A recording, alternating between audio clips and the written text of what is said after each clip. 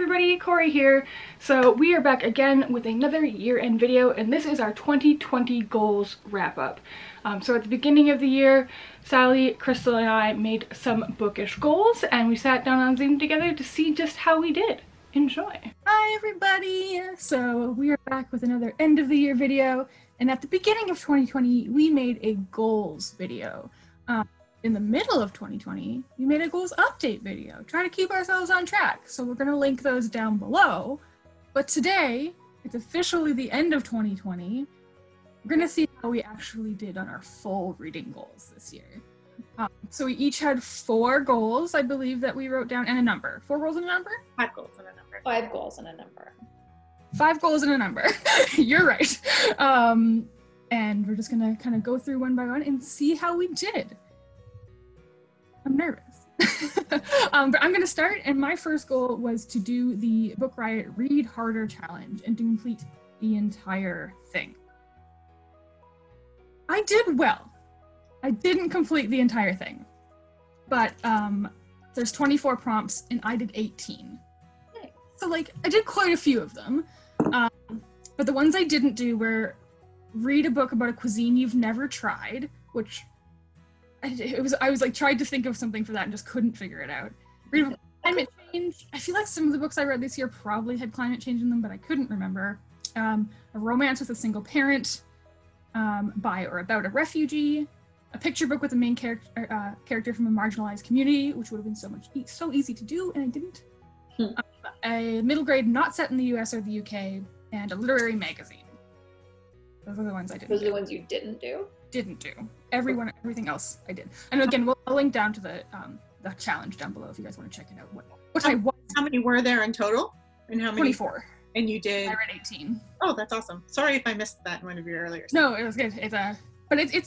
It's a challenge, but I really like the read harder challenge. Yeah, me too. They have like times where I was like looking at the challenge, being like, okay, what can I get from the library? What can I Google? So it was good. Yeah, I guess getting our hands on things this year wasn't always the easiest. Not always. Right. I also was going to do part of the Read Harder challenge. My goal was to do 7. And I went through this morning and I actually did 7, completely unintentionally. Next year, if I get all of my ducks in a row, I might actually look at this list after I say I'm going to commit to it, so that I can find things that fit it rather than the other way around. But I actually did do 7 of them. So the 7 that I got through were graphic memoir, historical fiction not set during, I think it was World War I or II. World War I or II. Not set during. A book with a rural setting, a door stopper, so like over 500 pages, written by a woman. Middle grade not set in the US or the UK, Indigenous author, and literary magazine. I managed to do all of those. Nice. Good job. Awesome. Cool. Your first one. My first goal was a continuation of a year I failed, but this year I nailed it, and that was to read more plays. Wow! I'm so glad I made this a thing and started doing it. So I read 14 plays this year. Okay. Nice. I believe 8 were Shakespeare. 1, 2, 3, 4, 5, 6. 7 were Shakespeare and 7 were not.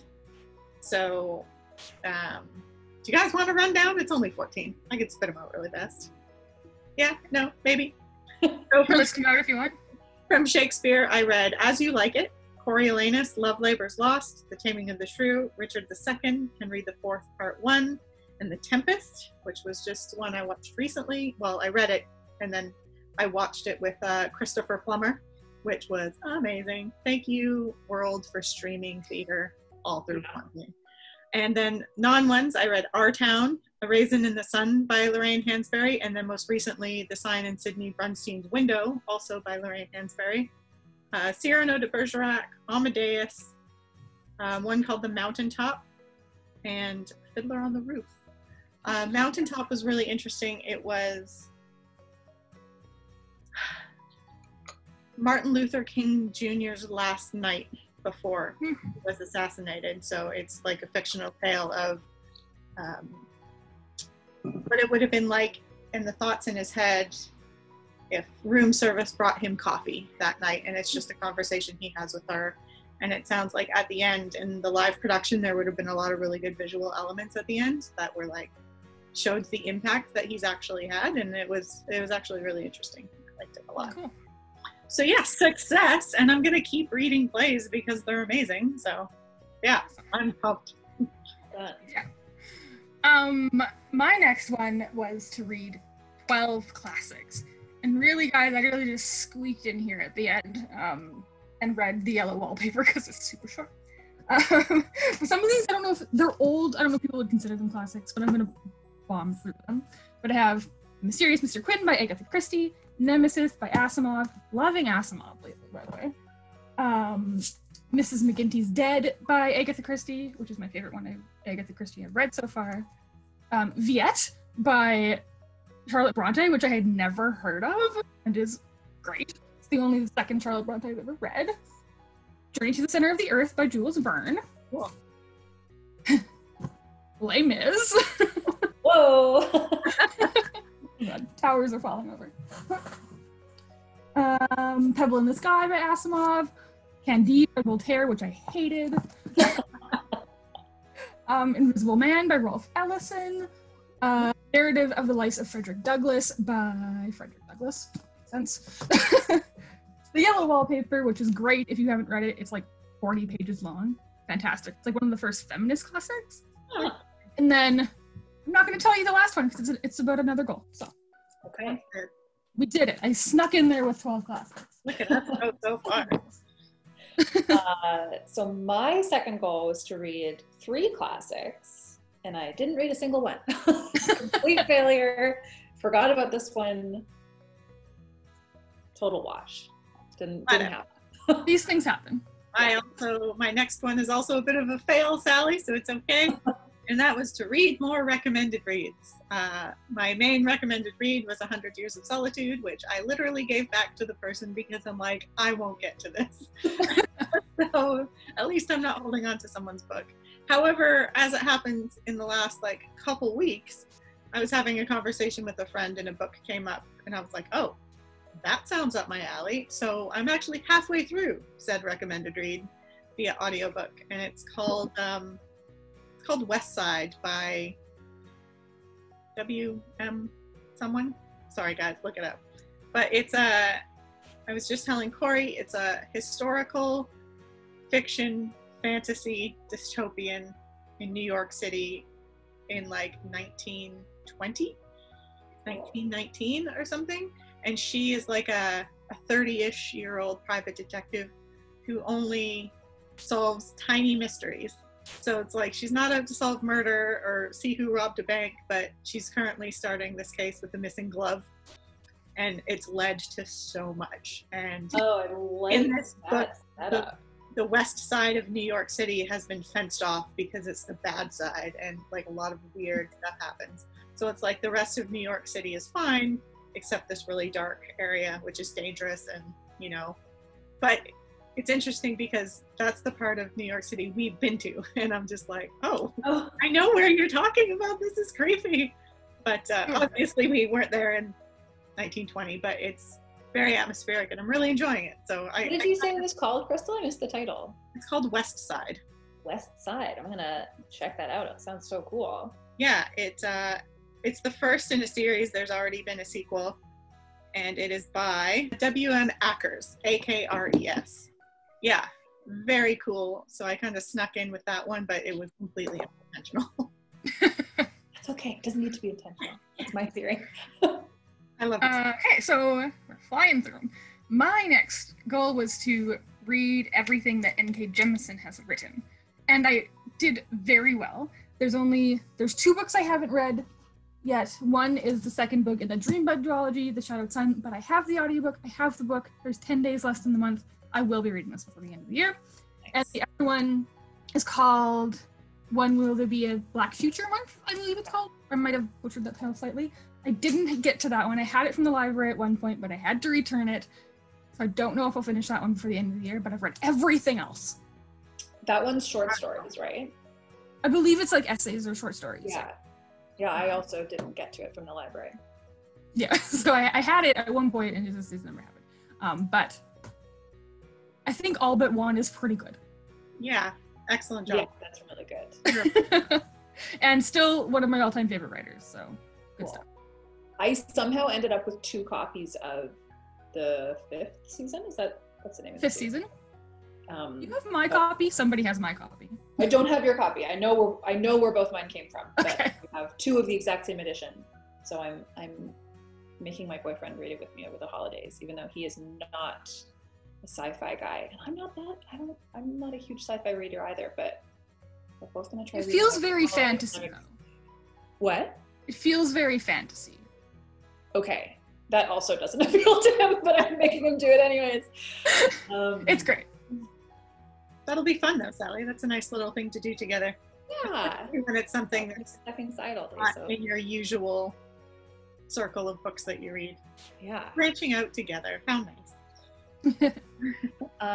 My 3rd goal was to read more globally. I think when we did our check-in, I said I was doing okay with this one, and I had just started reading Homegoing, which I did not finish, and is still sitting next to my bed and has been for like 6 months. But I'm saving it until I have time to really dig my teeth into it. So that one didn't do well, but I still managed to do a decent job, an okay job with this one.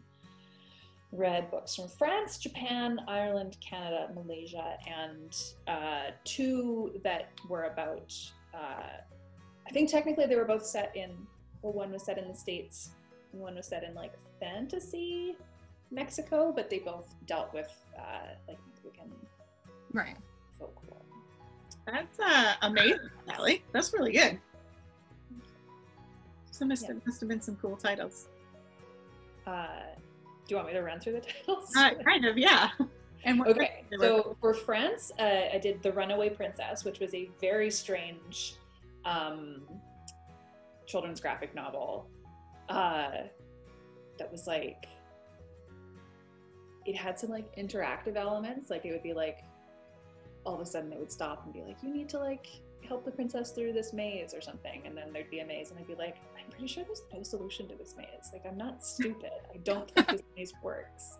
And then it like kept doing that kind of stuff to you, but it was a lot of fun. It was by Johann Tronowski, I think is his name, Tronowski.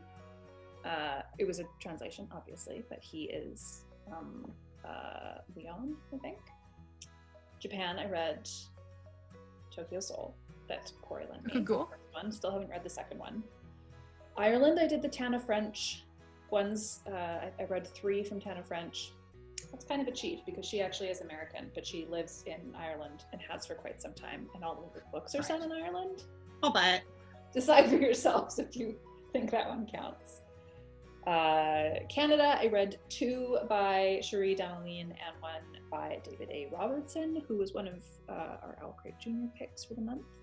Girl and the Ghost was set in Malaysia and written by a Malaysian author. Cici Rio and the Desert of Souls by Kayla Rivera, and the other one was Paulo Santiago and the River of Tears by Taylor K. Mejia, both of which were really cool middle grade Latinx mythology books. Great. That's pretty cool. So my 3rd goal was to read more Jason Reynolds because he is amazing. His books deserve to be read. Everybody on the staff loves him, and I had never read any of his books. So I think before our 6-month check-in, I had read Long Way Down, which was fantastic. I kind of read along while listening to the audiobook, which was a really nice way to read. And I read For Everyone. And I think since then, I listened to the audiobook for Look Both Ways, which was like a story told in 10 blocks. So there were 10 separate stories told by, I listened to the audiobook and it was 10 different narrators.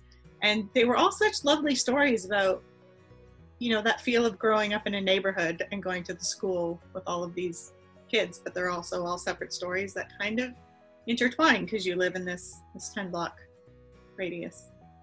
And yeah, I really enjoyed it. I'm kind of disappointed I didn't get to more, but I think it's because Scribd has so many options to read Jason Reynolds that I didn't know where to start, because I know I should read Ghost, and then there's a bunch that are kids with, it's their name, and they all kind of talk together. Am I mistaken? I just didn't know where to start, but I think I do want to read more of his books going forward as well. So I read through. That's great. You read more of him. That's awesome. My next one, this is my 12th classic, was to read War and Peace.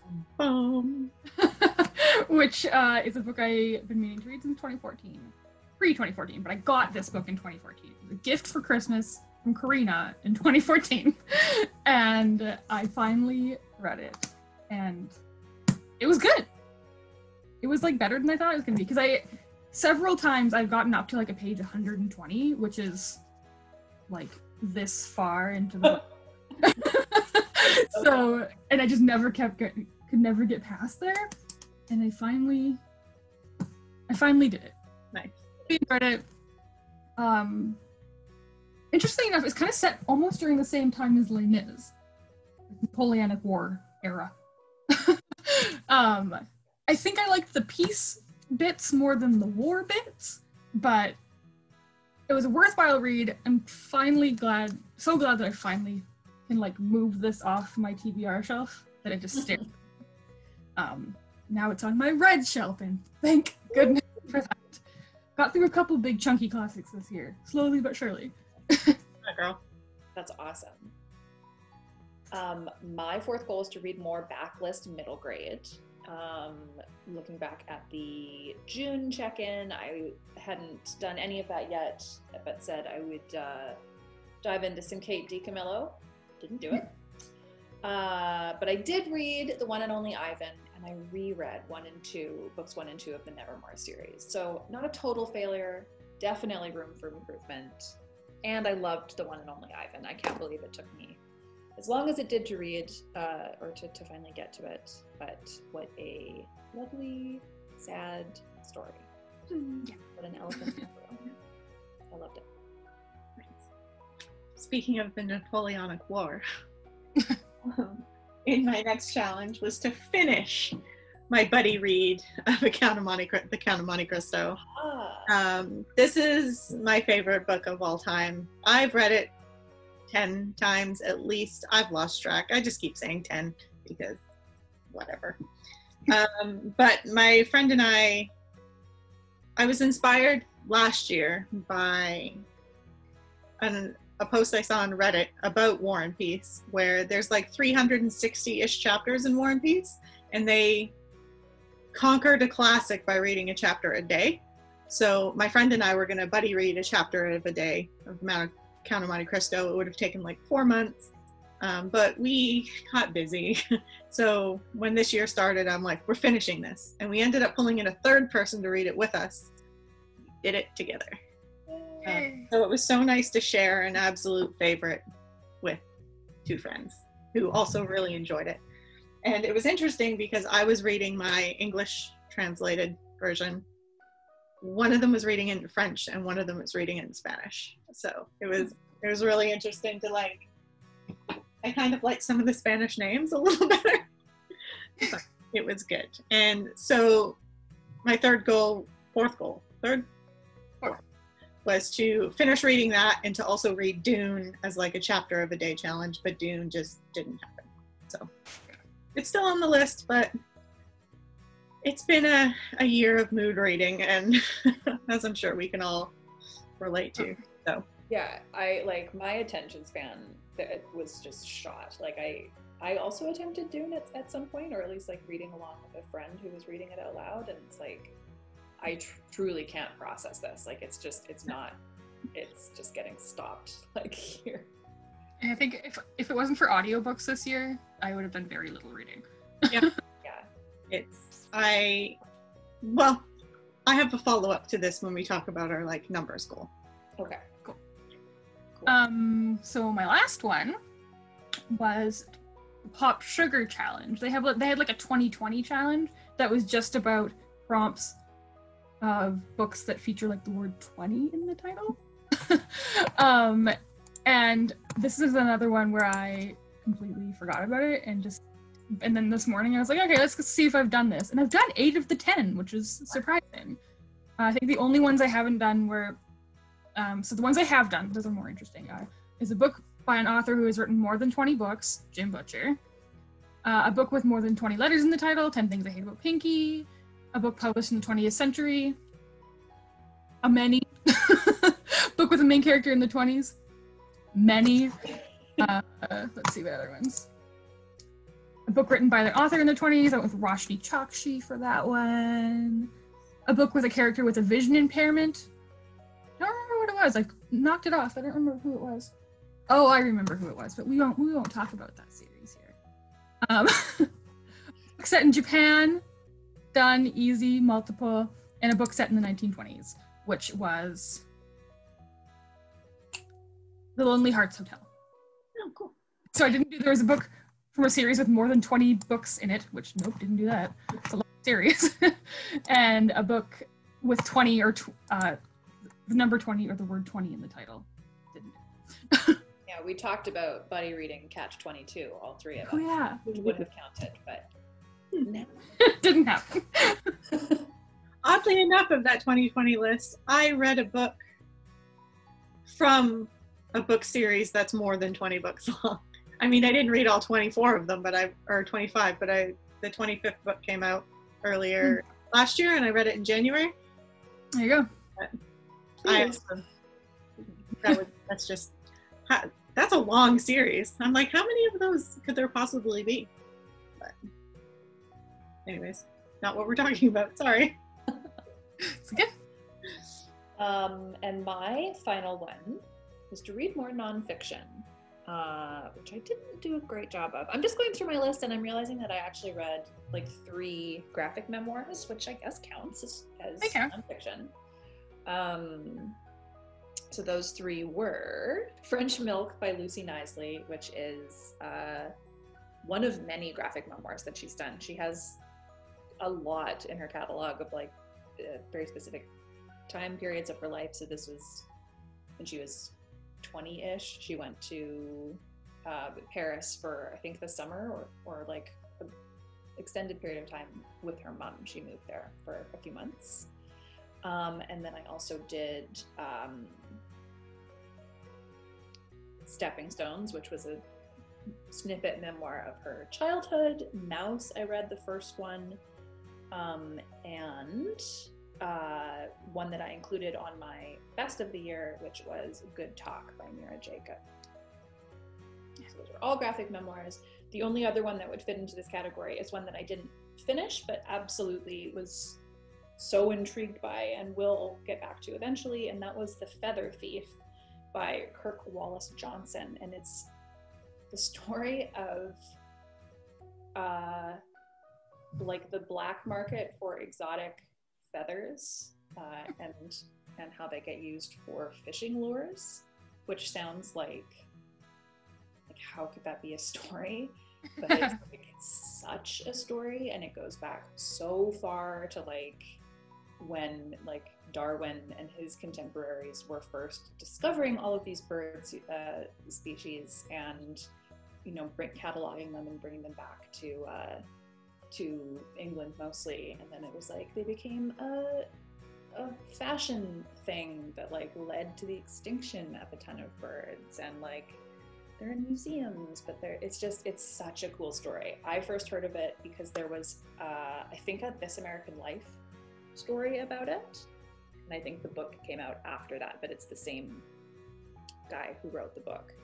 It's so cool. It's quite long, and like I said, I just kind of didn't have the brain power for it, but bought it for my dad for Christmas, and so I will be stealing it from him at some point. That's really interesting. I like stories like that. Yeah. My final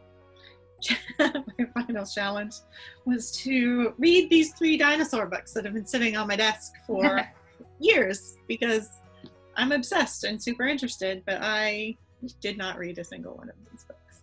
I didn't even re-crack the one I already started the year before. I just, time and mood of 2020. However, I did start the audiobook for Jurassic Park, so does that count? That counts.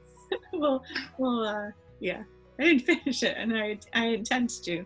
It's been a long time since, I don't think I've read Jurassic Park since I was like 14 years old, but the audiobook is cool, so. Awesome. Whatever. I'll read these eventually, but it didn't happen, and that's okay. All good. All right, and now I guess the final thing was our numbers goal. And I believe mine's been the same for at least 3 years now, and it's 175, and I'm currently at 259. So, which is lower, the lowest it's been in a long time. We'll see what the end of the year actually is, now that we'll have a few days off. But satisfied with that. That's great. So how many of those were audiobooks? You said if it weren't for audiobooks, it would be much lower. A lot. Like the majority, probably. Really? Okay. I gotta get into audiobooks. I've been listening to a lot, which is probably why my number's a bit less, is because I used to do most of my listening and reading on transit, and obviously we don't spend as much time on transit anymore. So, because I used to do like 3 hours a day I would spend on transit, which is a lot of reading. But I don't do that anymore, because who leaves their house? But yeah, so I was, not all of them, but like a lot of them were audiobooks, and you know what? No shame. No shame. Oh, no. That was the point. Just very curious. That was the point I was going to circle back to when I said that we talk about, I broke down mine into, I mentioned in our top 5 video that my columns on my spreadsheet for reading are physical books, audiobooks, graphic novels, and plays.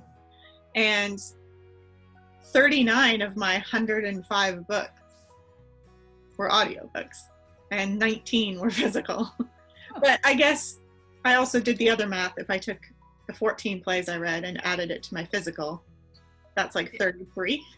So like my reading was actually in the thirds, like physical books, audiobooks, and graphic novels. Like it's this nice, and I think my number is 105 because the fall was really stressful, and I read a lot of graphic novels for just to feel like I took a break and did some reading, but also the satisfaction of finishing something. Yeah, totally. So like during the month of October and November, I read a lot of graphic novels. Yeah. So my total so far of my goal of 80 is 105. Sorry, I skipped you, Sally, but I kept with the audiobook thing going on. Audiobooks are great, and it is reading. How you absorb a narrative is your own business. Yeah, exactly. Well said. My goal was 72. I'm quite under that right now. Attention span, harder to get books. I had a lot of stop and start, like just books that I started and was really enjoying, but for whatever reason I did not finish. That happened a lot this year. So right now my finished total is 58. I'm hoping to get that to an even 60 by the end of the year. So I've got 10 days left, you said. But yeah, That's still great. I'm okay with it. I'm being gentle on myself. But I think last year I had the same goal, and I think I reached it, or I was just shy of it maybe, I can't remember. But it also, like, graphic novels was a part of filling that in, and also the joy of graphic novels. I have a Kobo this year, which is so awesome in so many ways, but anytime I tried to read a graphic novel, it's just black and white, and it never quite loads properly, and I didn't want to read them on my screen, but there weren't a lot of physical arcs from publishers coming in. I wasn't going to the library to get them, so that wasn't really much of an option to me this year. And it's not like we even could borrow them from each other very often. Yeah, exactly. So I think I read any that I could get my hands on, but there just weren't that many available to me. So yeah, weird year, guys. Graphic novels is the reason that I finally broke down and bought an iPad. because I'm like, I have so many books in my house and there's so many graphic novels I want to read. The library doesn't have them all. I don't need to buy more books, especially if I just want to like read them. What if I'm not a super huge fan of it and I don't need to own it? But if I own it digitally, that's cool. And Cribbed had a lot of graphic novels that I was able to read and stuff, and some I've never even heard of that ended up being really good. And I also like am making a point of using my iPad as much as possible because I'm like, I paid for this, and if I just let it sit there, I'm gonna hate myself. I got, as I said, I got the Kobo, I think in March, maybe April, and very specifically got the H2O one. Nice. I'm going to use this in the bath. Nice. And then about a month ago, I dropped it in the bath, and I was like, yeah, it pays off. And it was fine. I fell asleep in the bath, and it just dropped out of my hand, and I was up like a flash, but I was like, oh no. That's the best story I've heard. Yeah. All right, well, that was, I think we did good. I'm proud of us. We survived 2020 and we read some books. We did. We're good. I think, yeah, all things considered, I think we've done pretty well this year. Great. But yeah, thanks so much for joining us, everybody, and we'll see you in the new year with some new content, and hope everybody staying safe and staying healthy. Indeed. Throw it back to in studio Cori to wrap it up. Bye, everybody. Bye. All right, so that was our 2020 bookish goals. I think we did pretty good. I'm proud of us. Excited to see what comes up in 2021. If you guys like this video, please give it a big thumbs up and subscribe for more. Happy reading, and thanks for being awesome. Goodbye.